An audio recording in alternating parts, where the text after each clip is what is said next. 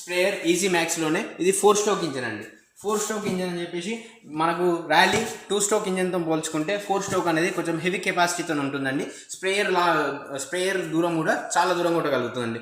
ఇది వచ్చేసి 25 to 30 feet వరకు స్ప్రే చేయగలుగుతుందండి. ఒక మనిషి ఒక ఎకరానికి మినిమం 20 నుంచి 15 నుంచి 20 minutesలో ఈజీగా కొట్టగలుగుతారండి. ఒకసారి 1 లీటర్ పోసుకుంటే 4 పంపుల వరకు మనం స్ప్రే చేసుకోవచ్చు అండి. 1 లీటర్తో 4 పంపులు అంటే సుమారు ఎకరం నుంచి 2 ఎకరాల వరకు చేసుకోవచ్చు అండి.